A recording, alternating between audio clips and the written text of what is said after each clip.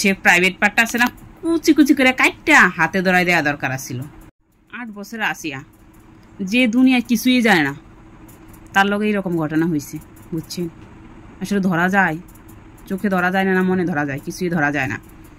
সে দুনিয়ার কিছুই জানে না, ঠিকমতো ওনাটাও পড়তে যায় না। সেই মেয়ের সাথে এরকম ঘটনা হয়েছে। সে তো বেড়াইতে গেছে, অনিরাপদ জায়গায় যায় নাই, নিরাপদ জায়গায় বেড়াইতে গেছে, সেই জায়গায় এরকম ঘটনা হয়েছে। আসলে বলেন তো আমরা কোথায় নিরাপদ? কোথায় আমরা নিরাপদ না মেয়েরা? আজকে আমার সাথে, কালকে আপনার সাথে, পরবর্তী প্রজন্মে আপনার মেয়ের সাথে এরকমটা হতেই আছে এবং হতে থাকবেই। তো ওই জন্য ওদের বিচারটা যদি কঠিন থেকে কঠিনতা না হয়, তাহলে কিন্তু এই সমাজ এই জানোয়ারদের হাত থেকে কখনো মুক্তি পাইব না। বড় কেউ সাথে হইলে বলতেন কি, ওর চলন ভালো না, ও জিন্সের প্যান্ট পরছে, ও অন্তর্বাড়ি দেখা গেছে, ওনালার স্টাইল ভালো না, ছেলেদের সাথে ফস্টি নস্টি করছে, তখন এরকম হয়েছে। আর এখন কি বলবেন? এখন যে যা করছে সে যে অরিজিনাল জানোয়ার, একদম একারে 100% অরিজিনাল খাঁটি বেয়াদব জানোয়ার, এটা কি বোঝা গেছে? তাহলে সবসময় মেয়েদের চলাফেরার দোষটা দিয়েন না।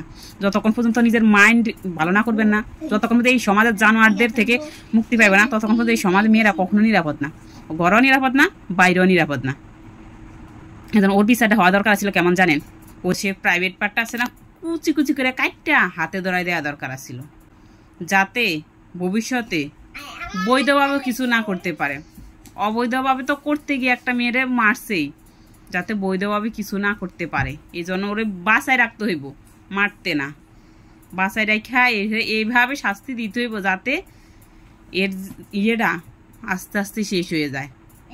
ইচ্ছা পোষণ করছে না, বড় বেশি ইচ্ছা পোষণ করছে না, এই ইচ্ছাটা ধ্বংসের মুখে চলে যায়। আর এরে দেখা যেন হাজার হাজার মানুষ শিউরে উঠে যে এর এই কারণে এটা করছে, কারণ এর এই বিচারটা এইভাবে হয়েছে।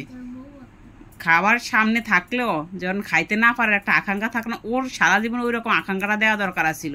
ও নিচ্ছে করে বউ থাকবো, হয়তো বা হইব, এরকম তো থাকবো, তখন বৈধ কিছু যাতে ও না করতে পারে। এরকম ওর এই প্রাইভেট পার্টটা কুচি কুচি করে কাটতে আছে না, ওর হাতে ধরায় দেওয়া, তো তুই ভাইজা খা, তুই রান্না খা, তুই ভুনা করে খা, তারপর তুই খা, তোরটা তুই খা।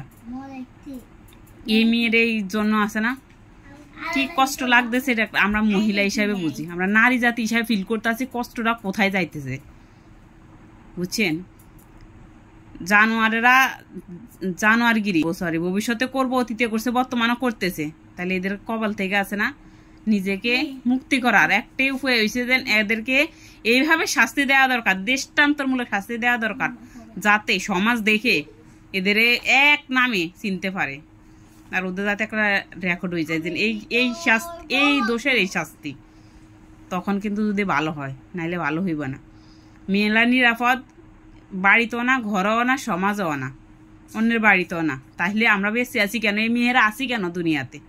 এই মেয়েদের কারণে কিন্তু অন্য একটা সন্তান পৃথিবীতে আসে, এটা বুঝেন না? পৃথিবীটা বাড়ে কিন্তু এই মেয়েদের কারণে। তো এই মেয়েদের অসম্মান করতেছেন, তো ওর শাস্তিটা ওইভাবে করা উচিত।